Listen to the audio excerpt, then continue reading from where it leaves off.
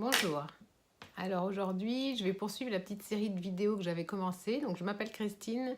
Je vais aujourd'hui poursuivre sur le thème de l'angoisse. Donc la dernière fois, je vous en avais parlé pour vous expliquer un petit peu ce que c'était qu'une angoisse et je vous avais en fin de vidéo expliqué que j'allais faire une vidéo sur que faire avec l'angoisse. Alors aujourd'hui, donc je vais aborder ce point et je vais commencer plutôt par ce qu'il ne faut pas faire avec une angoisse. Alors, ce qu'il ne faut pas faire, puisque ce n'est pas une émotion primaire, donc comme la colère dont j'avais parlé aussi dans une précédente vidéo, il ne faut pas chercher à la ressentir, puisque c'est une sensation qui vient déranger la personne, mais comme ce n'est pas une émotion, il faut éviter de la ressentir. Alors, j'utilise toujours le livre de Michel Larrivé sur la puissance des émotions. Et donc aujourd'hui, c'est le thème de l'angoisse. Donc il ne faut pas tenter de la ressentir puisque cela ne ferait que l'augmenter. Donc se rappeler que ce n'est pas une émotion et que de la ressentir, cela provoquerait un affolement encore plus grand. De chercher plutôt à la ressentir. Il est donc également inutile de tenter de l'analyser mentalement, comme beaucoup d'entre nous pouvons avoir envie de le faire par ignorance au départ. Il faut également éviter donc cet écueil. Et donc à cette étape en fait du processus émotionnel, l'expérience réelle n'a pas émergé. C'est-à-dire qu'il y a une angoisse en surface, mais dessous, il se passe d'autres choses. Donc en réalité, l'angoisse, c'est un état défensif. En fait, il va être impossible d'effectuer une introspection réellement utile en procédant à son analyse. Donc tenter de la visualiser, ça ne va pas avoir non plus d'effet, puisque l'attitude de refus par rapport à notre expérience rend difficile les prises de conscience. En fait, l'angoisse, il y a une partie de la personne qui vit une émotion et une autre partie de la même personne qui ne veut pas vivre cette émotion. Donc en fait, il y a vraiment un conflit à l'intérieur de la personne. Donc il n'est pas non plus indiqué de chercher à la chasser, cette angoisse, puisque le signal qu'elle nous donne va nous faire défaut. Et alors on va risquer de perdre la motivation à chercher en réalité quand même ce qu'il y a derrière. Donc évidemment, certains médicaments sont en fait là pour essayer de temporiser. Donc les anxiolytiques, leur vocation première, c'est d'apaiser l'angoisse, d'apaiser l'angoisse de manière rapide pour pouvoir continuer à faire face à sa journée. Donc malheureusement, les anxiolytiques, ou heureusement pour ceux qui souffrent de cela et qui sont handicapés dans leur vie, cela va la calmer et cela va même la faire carrément disparaître. Mais cette disparition n'est que temporaire. Donc ce qu'il va être utile de faire, maintenant je vais aborder ce point-là, le plus utile, ça va être de consister à m'interroger. Donc je me pose des questions. Je ne cherche pas à analyser, je me pose des questions. Et je me pose de bonnes questions.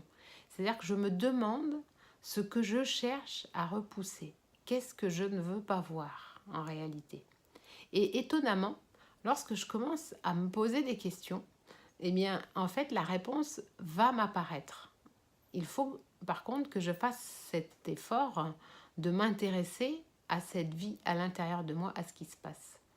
Et quand je vais commencer à m'intéresser et à me poser les questions, l'angoisse va disparaître. Et je vais alors être en contact avec un sujet sur lequel j'ai de la prise. Même si c'est un sujet qui est difficile à affronter pour moi. Donc une fois que le sujet va être conscient, il va s'agir de permettre au processus émotionnel, qui donc était derrière, à présent de pouvoir suivre son cours librement. Si j'aborde ma préoccupation avec ouverture et l'assurance qu'elle est pertinente, même si je ne suis pas à même d'en saisir toute l'ampleur sur le moment, je vais parvenir à faire le chemin nécessaire pour régler mon problème de façon optimale. Alors là, ce que j'explique, c'est peut-être un petit peu difficile de compréhension. Donc je pense que pour éclairer mieux le propos, je vais vous parler donc d'un exemple qui est fourni dans le livre dont je vous ai parlé. Donc par exemple, un certain lundi matin, malgré ma crainte, je décide de faire face à ce que cache mon angoisse.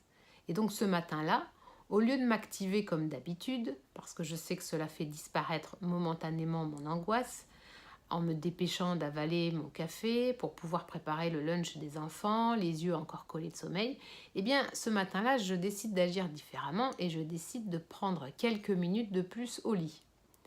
Je respire. Voilà. Parce que l'angoisse, comme d'habitude, c'est l'impression que j'ai, en général, me prive de mon air. Donc je vais donc ce matin-là décider de respirer profondément. Parce que je me rends compte que je suis oppressée. Et l'inspiration, elle se rend à peu près au milieu du thorax. Je continue. Je maintiens une respiration profonde et lente jusqu'à ce que la pression thoracique disparaisse. C'est difficile et je persévère. Et ce faisant, j'accepte à présent de laisser monter ce qui apparaît à ma conscience. Au lieu de repousser les pensées déplaisantes au sujet de mon travail, comme je le fais toujours, je vais les laisser se dérouler dans mon esprit à présent, une à une, sans les censurer. Maigre salaire, travail qui m'ennuie,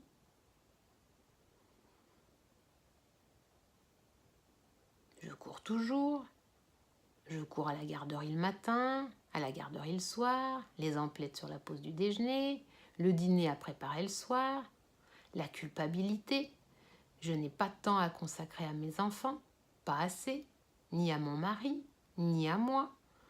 Du coup, mon mari et moi, nous avons maintenant l'impression de diriger une entreprise au lieu d'avoir une vie de couple. Et on se dit, pour se rassurer, ça finira un jour. Mais quand ? En fait, je ne peux pas laisser mon travail. Et avec cette affirmation, sortie comme une flèche, l'angoisse apparaît de nouveau. En fait, cette affirmation, je la connais bien, parce que mon mari et moi, nous ne cessons pas de la dire. De dire que nous avons besoin de nos 2 salaires et que nous n'avons pas le choix. Et là, quand l'angoisse s'est réapparue, ma respiration à nouveau s'est écourtée. Je me suis mal sentie physiquement, comme accablée, impuissante. Alors j'inspire de nouveau profondément. J'essaye d'ouvrir mon corps pour que le flot émotionnel continue de suivre son cours. Et petit à petit, mon thorax est moins comprimé. Je me sens certes terriblement découragée devant l'ampleur du problème.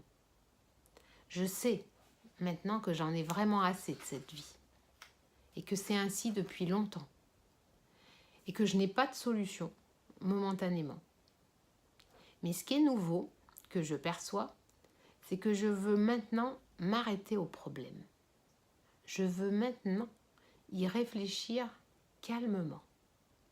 Et surtout, je veux tenter d'y trouver une solution. Ainsi, malgré l'ampleur de la question, je me sens soulagée de l'avoir regardée. Et mon angoisse a disparu. À présent, je suis plutôt en contact avec l'écœurement que provoque en moi cette situation. Donc voilà pour cet exemple que je voulais vous partager.